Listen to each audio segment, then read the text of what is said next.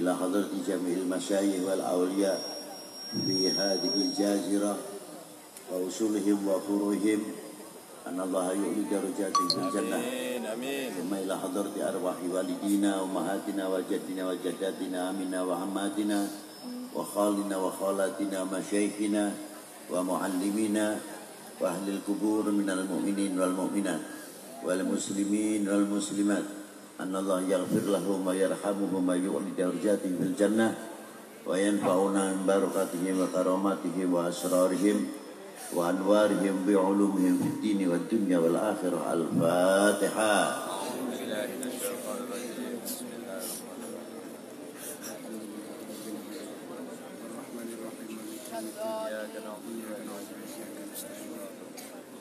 Yang saya hormati para sesepuh, bini sepuh, para alim ulama, khususnya Wakil Rais Am Jum'iyah Ahli Tariqah Al-Mu'tabarah An-Nahdiyah bagi Ali Mas Andi dan beberapa pimpinan-pimpinan Suriah Nahdlatul Ulama Tanfidiyah, pimpinan Tariqah dari Syubiyah, Husniyah, Abiyah dan banon-banon Nahdlatul Ulama, dan yang saya hormati para habaib. Maaf apabila saya tidak bisa menyebutkan satu persatu, bukan berarti mengurangi hormat saya, ta'zim saya, ihtiram kita kepada para beliau. Bagaimana tidak, karena beliau adalah pembimbing kami dalam menuju jalan Allah Subhanahu wa Ta'ala. Dan yang saya banggakan, yang saya hormati Bapak Bupati Sampang, Bapak Haji Slamet Junaidi, Bapak Dandim, Bapak Kapolres, Bapak-bapak dari instansi pemerintahan sipil TNI Polri yang selalu kami banggakan,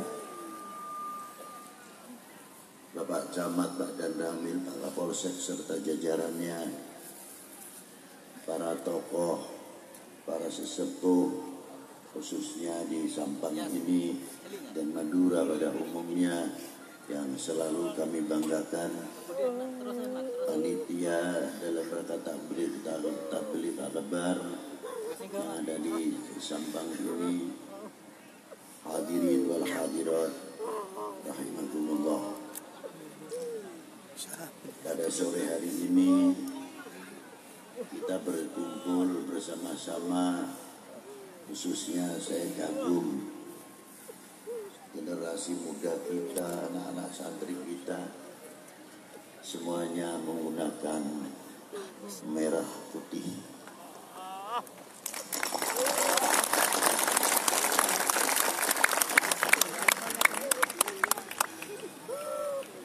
Terpampanglah dari mukanya cahaya sinar kecintaan kepada bangsa dan kepada negeri ini.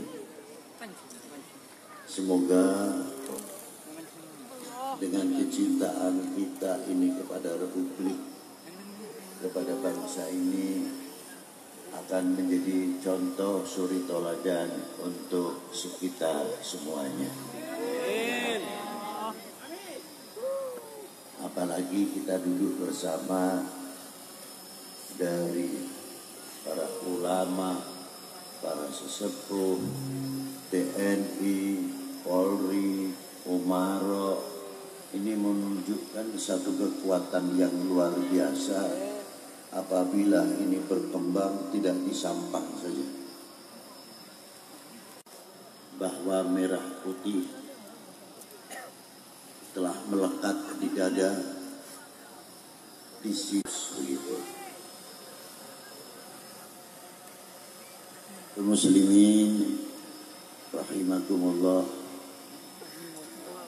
sesungguhnya Allah Subhanahu wa Ta'ala telah memberikan kepada kami, dari beliau melahirkan su'uban wa qabail, suku bangsa yang ada di dunia ini. terutama pecahan dari Nabi Allah Nuh melahirkan suku Arya, Babilonia, yang satu lagi Semit dan Barbar. Dari keturunan Arya diantaranya Jerman, Argentina, Austria, India sebagian, dan menyeluruh kecamatan Pekalongan itu disebut Kota Praja Pekalongan, dibagi 2 asistenan desa. Anak-anak kita dari dahulu sudah terdidik mengenal teritorial. Dari sebab mengenal teritorial memunculkan handar beni, memiliki dan merasa itu rezeki, itu amanat dari Allah Subhanahu wa taala untuk kami. Yang kedua, sejarah tidak mati. Karena kita mempunyai prinsip tegaknya merah putih selamanya tidak akan melupakan sejarah. Itu harus menjadi tanaman kalian semuanya.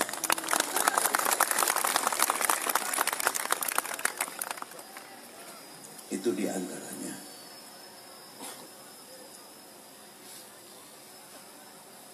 Sejauh mana kita merasa memiliki, sejauh mana kita mengucapkan terima kasih atas pemberian Allah Subhanahu wa taala yang dibekali dengan lita'arofu,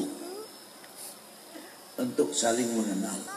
Kalau dalam tafsir, lita'arofu standarnya takwanya setiap anak bangsa. Dalam tafsir, inna akramakum indallahi atqakum, lita'arofu di sini. Tapi yang menjadi pertanyaan, karena dibekali inna akramakum indallahi atqakum bisa menghidupkan lita'arofu untuk saling mengenal, sejauh mana pertanyaan untuk saling mengenal itu? Itu yang paling sulit.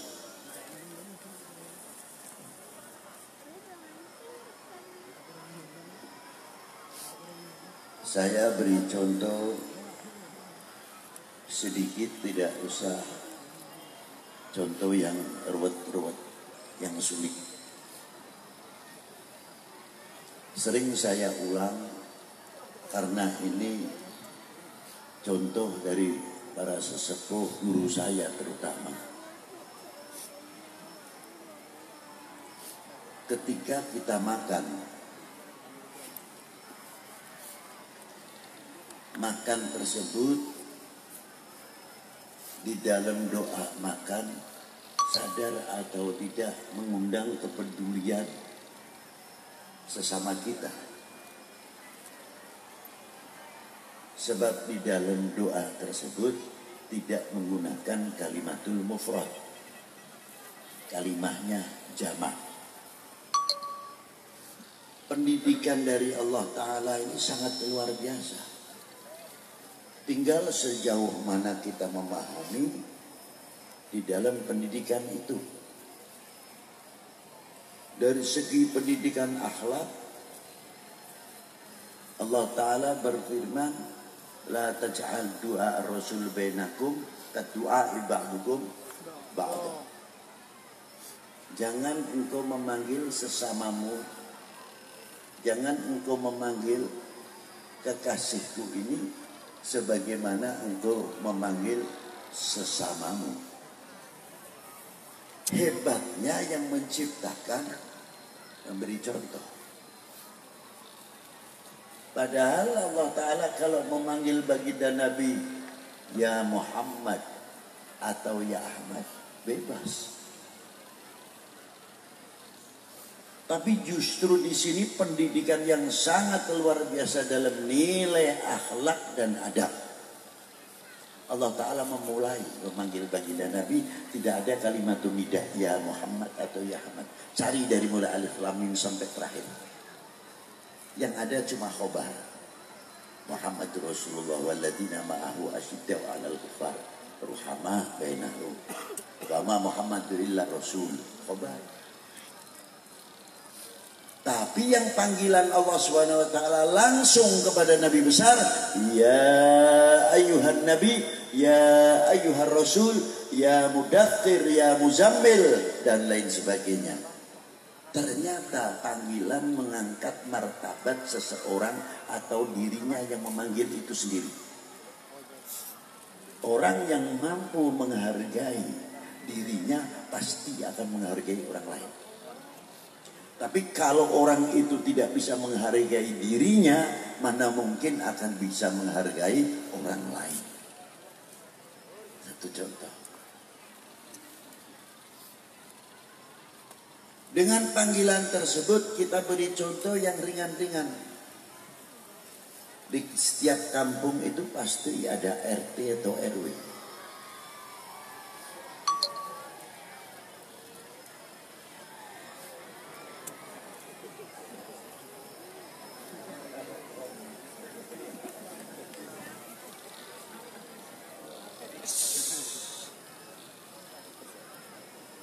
Nah RT RW di tempat kita belum tentu umurnya pasti sama. Karena dipilih oleh lingkup dan masyarakatnya. Mungkin masih muda bisa, jauh dengan umurnya dengan kita. Masih 30 tahun, 35 tahun. Sedang yang memilih umur 50, 60 tahun sudah sesepuh. Berarti sekalipun muda sudah mendapat gelar bapak lingkungan. Bapak lingkungan RT tersebut walaupun muda sudah menjadi bapak lingkungan. Maka kita memberi contoh Pak RT. Kita memanggilnya dengan Pak RT. Kalau dianggap itu anak saya, nah RT. Kalau itu kakak saya, Mas RT. Kalau adik saya, DRT. Diangkat. Kalau RT-nya sudah dihormati oleh lingkungannya, pasti RT itu berwibawa.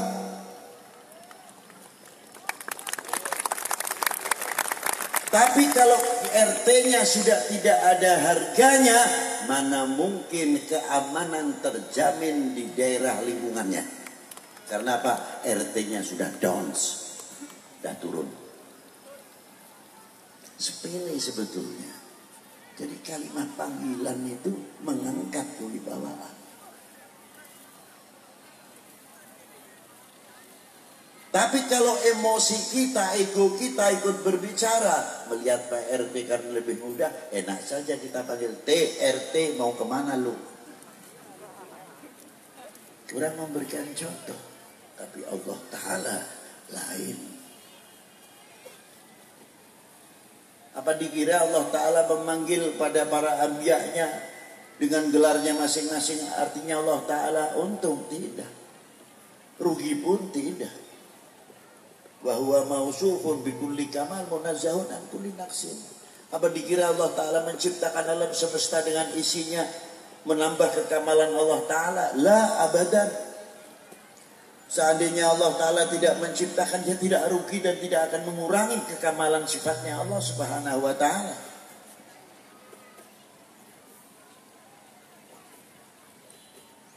Maha sempurna dalam segala sifatnya. Tidak mempunyai sifat kekurangan. Allah Ta'ala kok duduk di kursi makhluk kok. Kalau Allah Ta'ala menghendaki pertolongan seperti duduk di kursi, yaitu kursi kan makhluk. Berarti kalau mau duduk berarti mengharapkan pertolongan. Mustahil bagi Allah Ta'ala memerlukan pertolongan.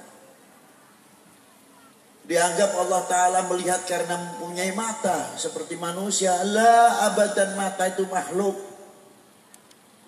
Belajar tauhid itu di sini. Makanya jangan suka ngomong sekali-kali. Ya apa kata yang di atas? Siapa yang di atas? Nah, itulah. Belajar tauhid di sini. Ma'asyiral muslimin rahimakumullah. Kalau kita panggil Pak RW sama, memanggil kepala desa sama, kepala kelurahan sama, dijunjung tinggi sampai kepala negaranya, kita tidak akan mengucapkan oh kata SBY, kata Jokowi, tidak. Maaf, ini bukan kampanye kalau saya nyebut nama presiden. Jangan salah paham.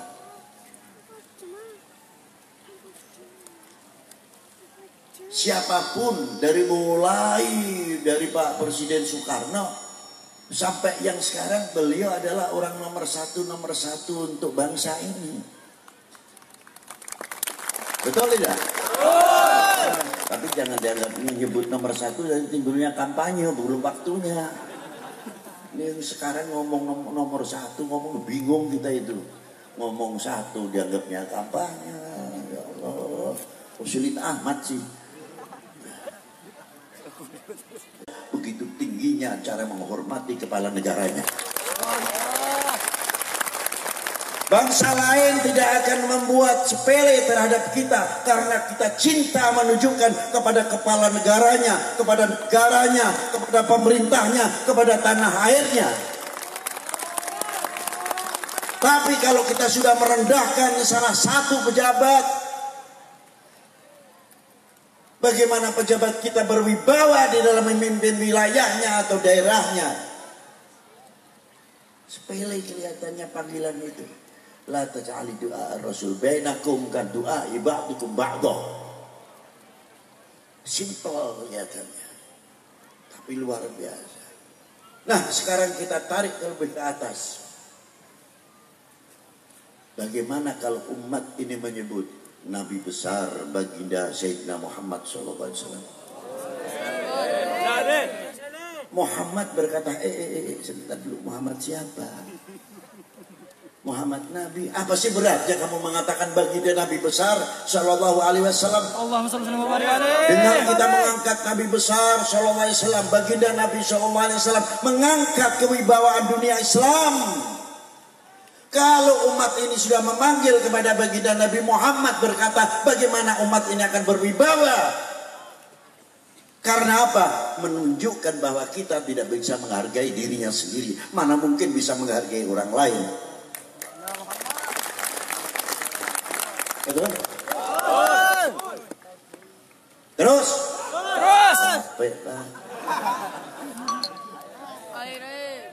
Enak banget terus ya.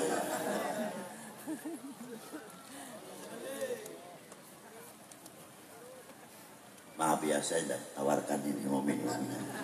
Soalnya hanya satu gelas, Pak.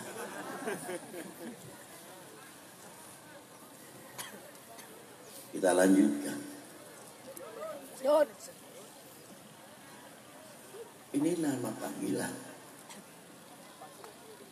Maka dari itu dididik oleh Allah Ta'ala sejauh mana kita kenal li ta'arafu.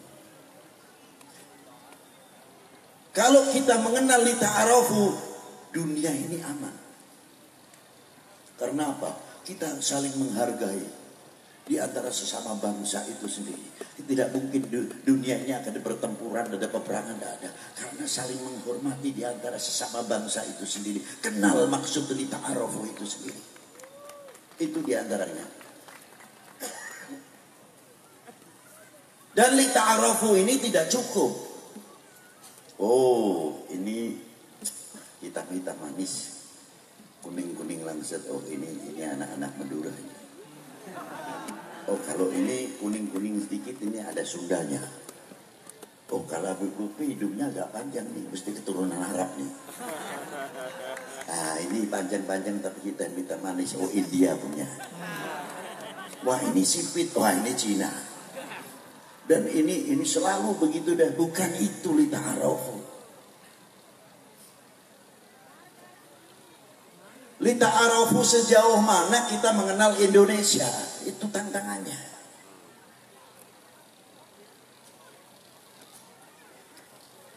Tarik lebih tinggi, sejauh mana kita mengenal dan kenal terhadap Islam.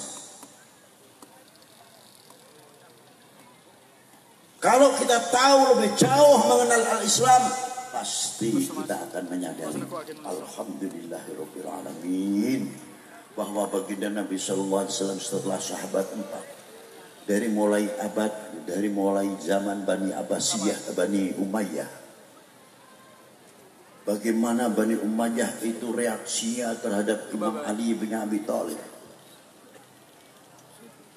dengan segala caranya membuat hoax.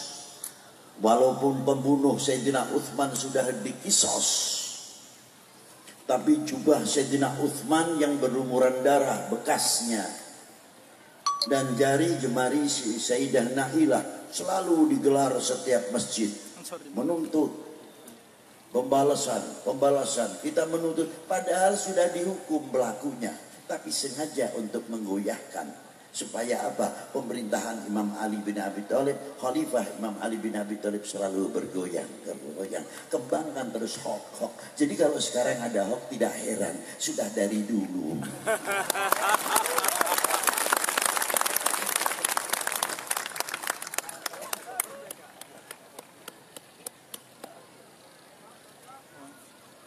Contoh dari dahulu sudah menjadi ibrah untuk kita semuanya.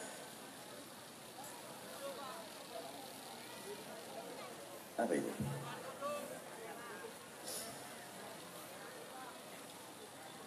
Sebab wafatnya Sayyidina Abi Bakr Siddiq karena racun dulu pernah disengat kalajengking atau ular waktu di Gua Hira.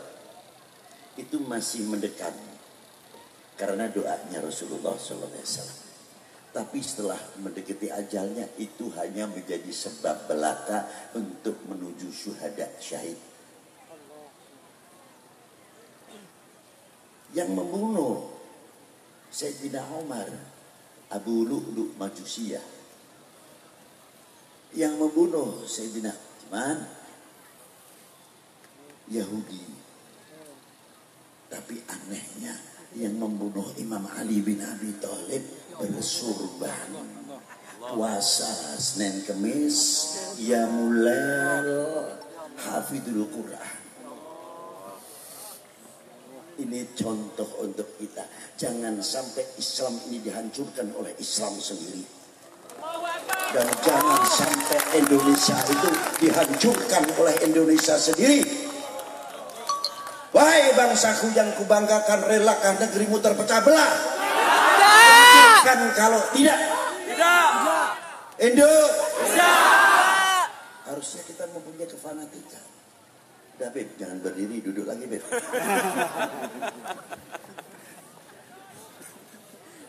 Nah, ini satu contoh.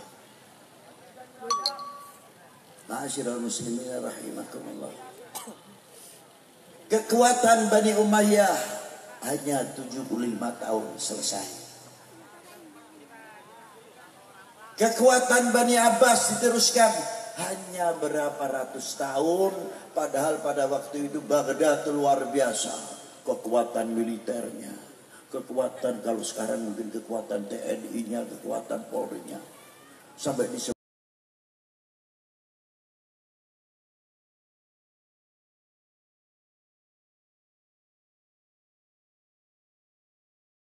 yang tidak kenal siapa, hancur begitu saja, tidak ada bekas. Kekuatan dunia Islam, pengaruh Ayyubiyah, Sulaimaniyah, 350 tahun di Spain hancur. Kerajaan-kerajaan di India, kerajaan Islam sampai Pasai, Aceh, Palembang, selesai. Terakhir Banten di zaman Sultan Rafiuddin. Karena apa hancur? Kenapa tumbang? Hoax dari dalam. Begitulah cara menghancurkan zaman di Sultan Mansur Mahmud Syah di Malaka, tempat pusat penyebaran Islam yang luar biasa. Bagaimana membangkitkan supaya tumbuh? Tidak suka dengan pemerintah. Ulama dikejar-kejar, aulia dikejar-kejar, dan lain sebagainya.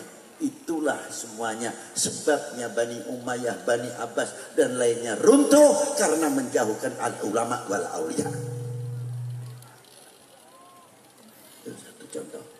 Lebih-lebih meninggalkan ahli bait Nabi sallallahu alaihi wasallam. Hancur. Ini sejarah. Tapi alhamdulillah mutiara-mutiara yang hidup yang luar biasa pada waktu itu tidak mudah terpengaruh. Karena apa? Mempunyai jati diri yang luar biasa. Siapa para beliau? Al-Imam Abdullah Uthman Khan yang telah berdiri di negara Nasr Abad di India. Yang telah menurunkan tokoh-tokoh yang luar biasa. Imam Ahmad Shah Jalal. Beliau single fighter. Masuk ke negeri yang namanya Vietnam. Di situ ada dua kerajaan, Champa dan Annam. Satu agama, baku hantam. Setiap tahun menelan korban. Siapa yang bisa mengamankan? Safinatun Nuh. Al-Imam Ahmad Shah Jalal. Kakek dari Wali Sembilan.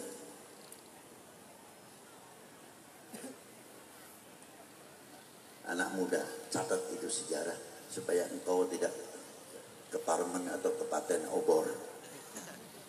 Biar ngerti. Siap.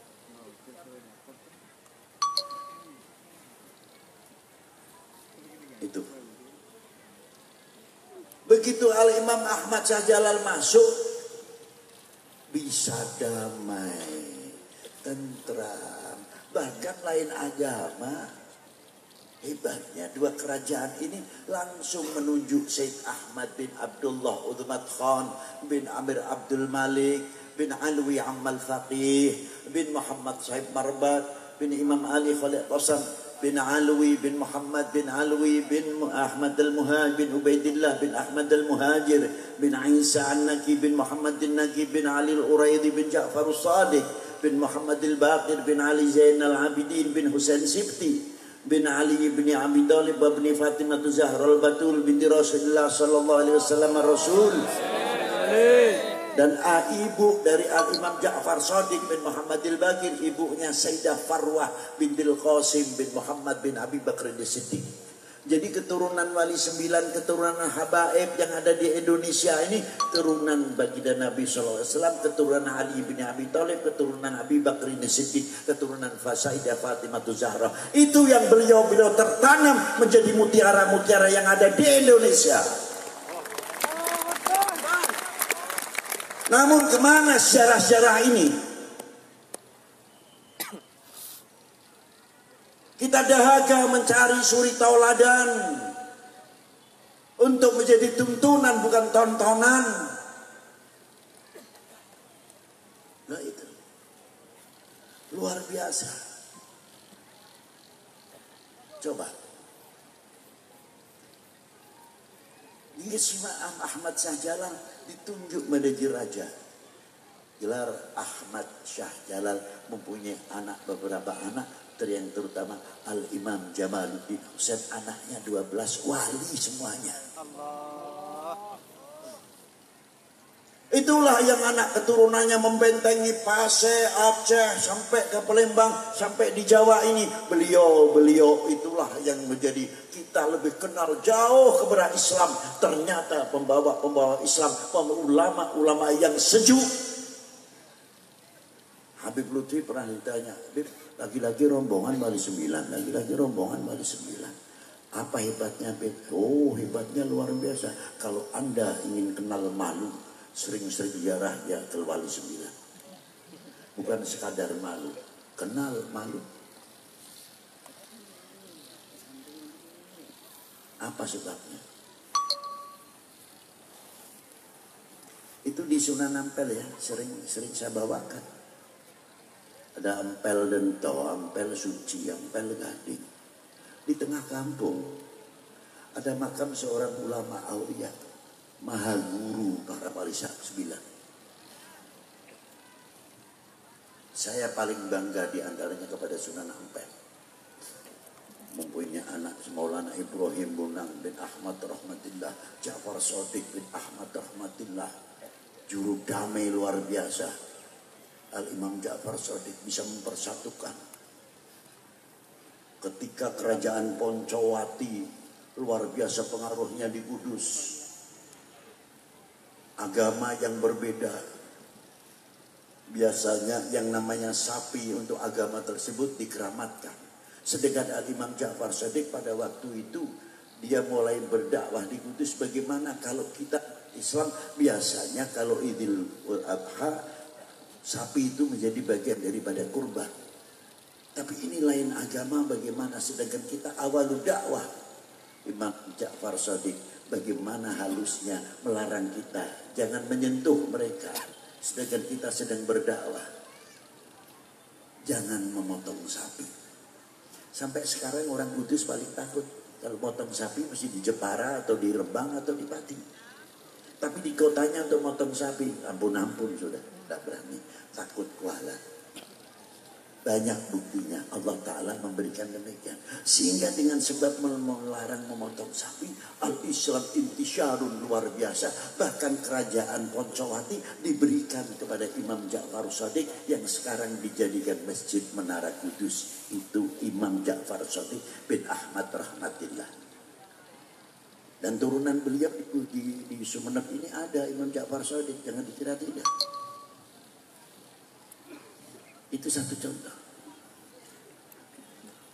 Ma'asyiral muslimin rahimakumullah.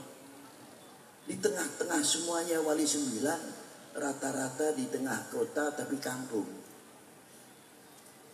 Setiap mau masuk ke makamnya para beliau, ada dunia perdagangan dari mulai tasbih, kopiah putih, busana muslim, minyak wangi, dan makanan timur tengah, macam-macam. Yang saya malu itu satu, Imam Ahmad Rahmatillah sudah meninggal 500 tahun yang lalu. Maulana Ibrahim Bonang 400 tahun lebih. Zaid Hashim Derajat 400 tahun lebih, mendekati 500 tahun rata-rata. Sampai Maulana Syarif Hidayatullah, Sunan Nurul yang tinggi begitu, tinggi betul begitu. Bisa membuat ekonomi kerakyatan. Luar biasa. Daerahnya rame, luar biasa. Mau beli jual busana muslim, kopiah putih, setelah cukup di Ampel saja milih. Saya bertanya, seandainya di situ tidak ada Imam Rahmatillah Sunan Ampel, kira-kiranya Ampel rame tidak? Berarti sebabnya rame orang mati. Yang jualan di situ juga bonceng orang. Yang ziarah beberapa bis juga mendatangi orang, tapi bukan orang mati seperti kalian atau saya. Kalau Sunan Ampel sudah di dalam kubur pun masih bisa mempersatukan umat. Kita yang masih hidup tidak bisa, berarti kalah Sunan Ampel.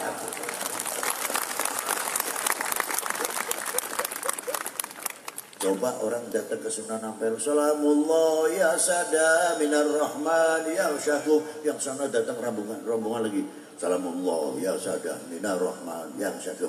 Lagunya ikut saya, jangan lagu yang tidak sama. Gak ada, jalan kuat. Yang satu rombongan tahlilnya cepat, illallah la ilaha illallah la ilaha illallah. Yang satu santai, illallah la ilaha illallah. Gak ribut. Lu lambat amat sih pikirnya sih. Lu saya menikmati. Illallah la ilaha illallah. Lah cik kamu sih ngebut. Kalau nggak ngebut nggak dapat banyak. Ya tidak ada yang ribut. Kita kalau sama-sama ziarah, yang satu rombongan baca Quran, yang satu rombongan baca ini, yang satu rombongan ini. Bismillahirrahmanirrahim. Yasin al-Quranil hakim innaka la minal mursalin ala siratim mustaqim. Lu kemarin ngobrol siapa? Merah, hijau, kuning atau coklat? Nggak ada yang tanya. Kok bisa bersatu? Luar biasa.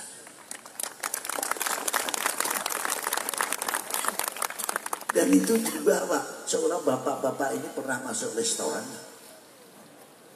Pernah makan di restoran satu meja. Yang satu pesan pun apa sampean? Aing kena aing, jeruk sampean kopi. Yang satu lagi air putih, yang satu lagi teh. Komplit 4 orang duduk atau 5 orang. Cerita-cerita. Makanan Pak, sate. Ya.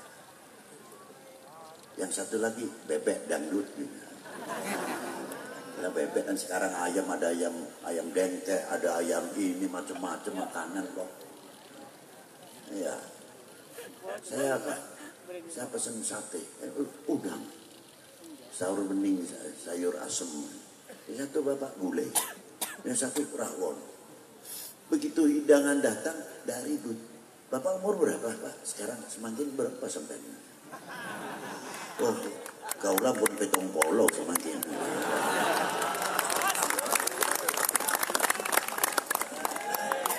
Wah, masih petong polo, masih ada sate sampai.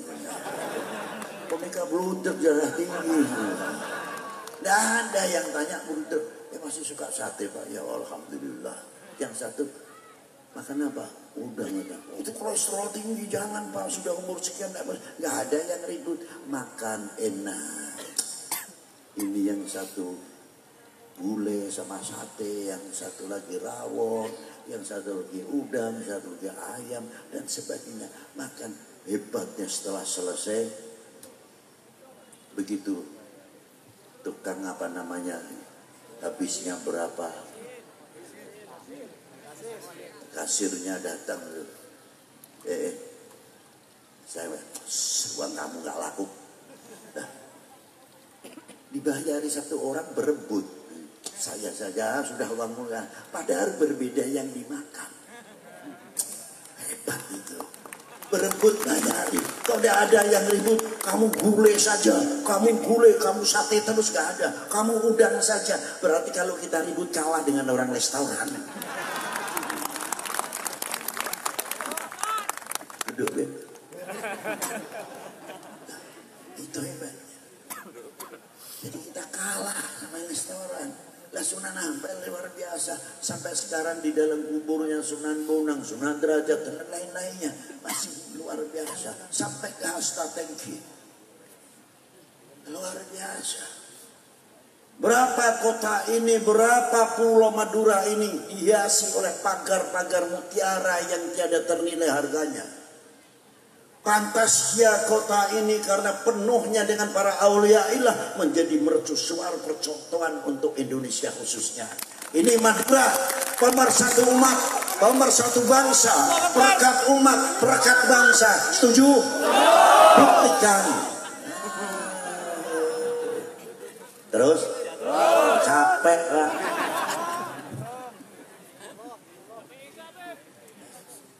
Itu kita kalau mau mengenal Islam sudah begitu hebatnya.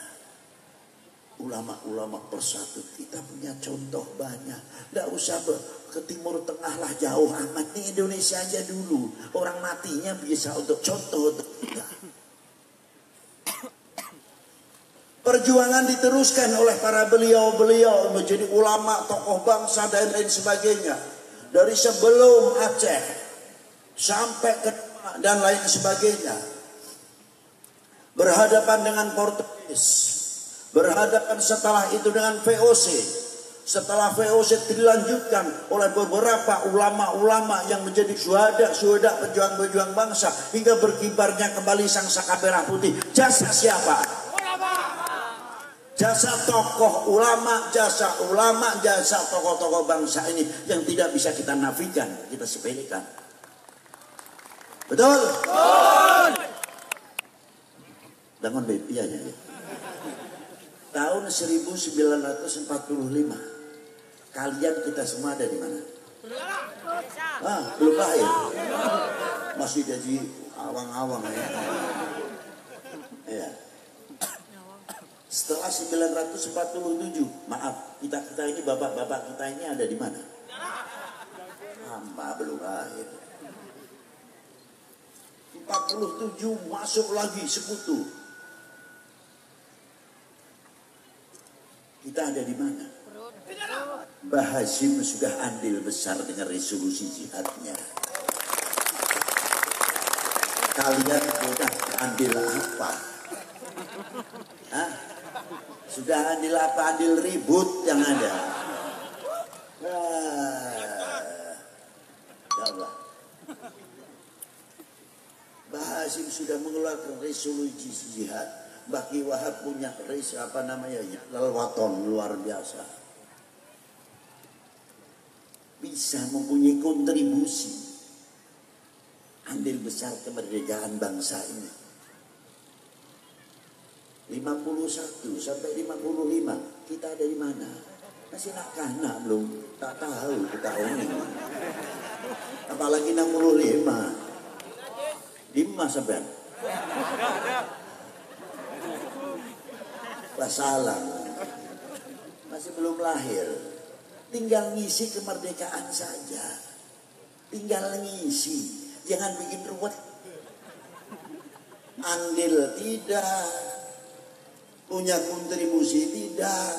Kayak makanan tumpeng sudah di meja, sudah dimasakkan. Tinggal dimakan. Adeer. Tidak ada yang makan. Duduk mikir. Itu satu contoh. Makanya ketika kita mengucapkan lagu bersama-sama, Indonesia tanah airku, basa-basi atau bukan? Apa itu seremonial? Serius, ikrar, karena dalam lagu Indonesia Raya itu ada ikrar. Pernyataan itu bukan lagu saja, sembarang lagu. Indonesia tanah airku. Betul? Basa-basi atau tidak? Ya. Harus ada pernyataan benar-benar waktu mengucapkan lagu Indonesia tanah airku, tanah tumpah darahku. Sejauh mana tanggung jawab kita mengucapkan Indonesia tanah airku? Jawab. Jadi bangsa yang mudah dipecah belah, kena hok kalah. Kalau bangsa lain perang, pantas bersenjataannya kuat, strateginya pinter, luar biasa. Kalah pantas, tapi jangan sampai saat kita kena hok saja kalah. Malu rasanya. Betul dah? Kena hok aja sudah pecah belah. Habib sama Habib dah akur. Kiai sama kiai dah akur. Santri sama santri dah akur. Berapa orang lain bertepuk. Terus kiai, terus bib. Terus kiai, terus bib. Terus kiai. Dia ramai terus. Nanti tinggal Indonesia mudah dipecah. Ingat ini. Saya peringatkan baik-baik untuk kalian semuanya. Dan lebih-lebih untuk Habib Lutfi. Iya, contoh. Maka dengan adanya sore hari ini, walaupun saya tidak bisa memuaskan mustamiin yang ada di Sampang ini, semoga Allah Ta'ala memberikan manfaat. Amin. Saya di antara orang yang takut kalau ziarah ke ulama-ulama besar, ke Taman Pahlawan. Apa sebabnya takut? Ada yang saya takuti. Percaya tak percaya terserah. Seandainya saya bisa ngomong sama orang yang sudah di dalam kubur umpamanya, wah lebih takut lagi saya. Karena begitu duduk, apa kata pahlawan-pahlawan kiai-kiai itu tadi? Habib Lutfi, tolong sampaikan kepada bangsa kami, bangsa kalian, Indonesia ini. Keringat yang telah kami teteskan, darah yang telah kami kucurkan demi cinta kami kepada tanah air dan bangsa ini kami persatukan. Dan tegaknya kembali sang saka merah putih. Tolong sampaikan kepada para beliau-beliau, tolong jangan kecewakan kami di dalam baka kami, sehingga kami malu di hadapan Allah Subhanahu wa ta'ala. Wassalamualaikum warahmatullahi wabarakatuh.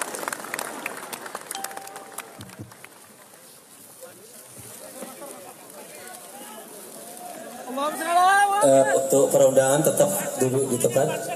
Kami mohon untuk tetap duduk tempat karena acara belum selesai. Dan kami mohon untuk para alim ulama, para kiai untuk tetap di tempat terlebih dulu karena Habib masih akan duduk di tempat beliau. Dan untuk perhadirin tetap di tempat karena acara belum selesai.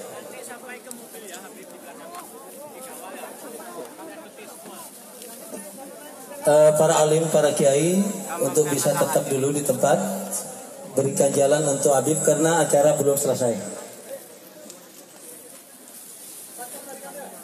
Dan kami mohon untuk para undangan duduk kembali karena selesai ini kita akan minta barokahnya beliau.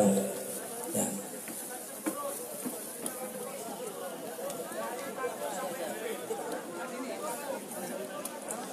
Para hadirin yang dirahmati Allah,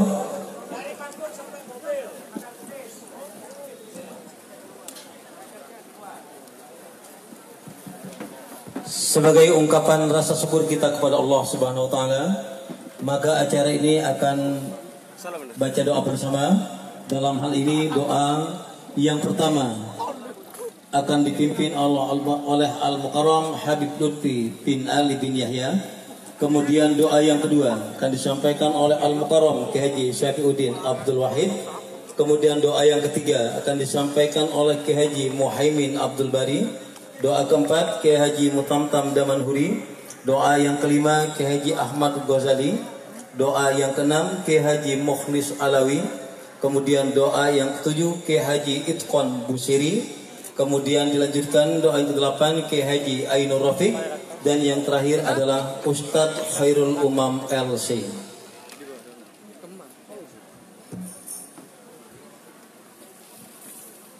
Mari kita bersama-sama membaca Fatihah dengan niat.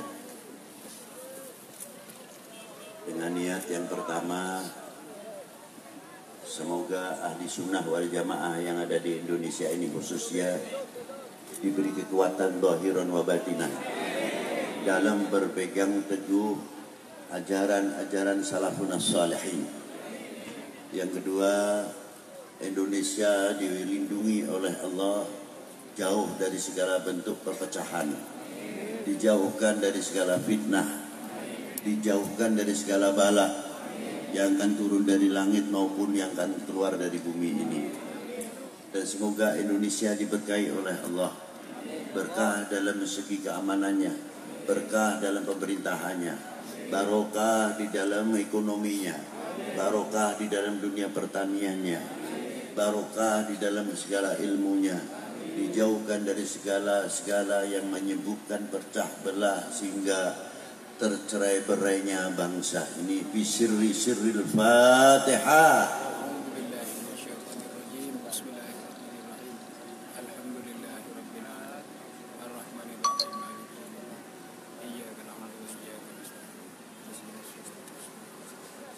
Allahumma rabbana atina fid dunya hasanah wa fil akhirati hasanah wa qina adzabannar. Wa sallallahu alaihi wasallam Muhammadin wa alihi wa sahbihi wa baraka wa sallam. Alhamdulillahirabbil alamin.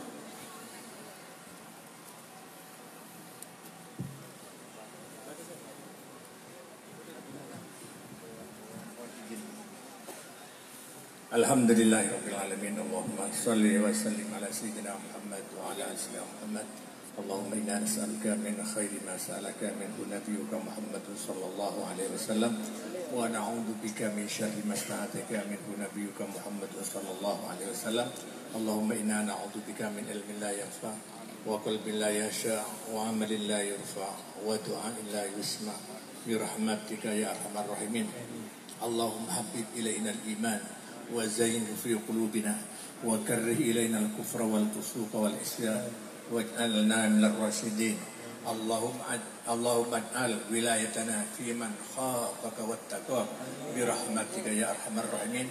Rabbana atina fid dunya hasanah wa fil akhirati hasanah wa qina adzabannar. Wa sallallahu ala sayyidina Muhammad wa ala alihi wa sahbihi wa sallam. Al-Fatihah.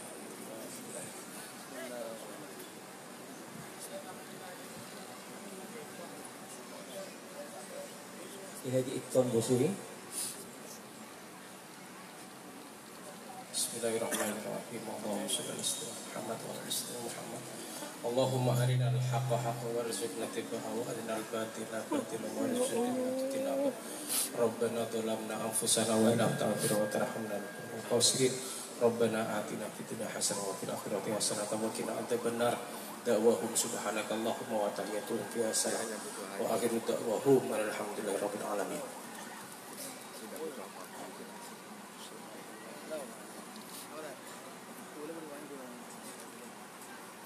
Para hadirin yang kami hormati, hadirin dimohon berdiri. Terus selanjutnya salam kebangsaan kembali untuk menyanyikan lagu Bagimu Negeri yang akan dipandu oleh Ibtu Muhammad Muhni, SPD Kapolsek Tambelangan. Kepada beliau kami persilahkan.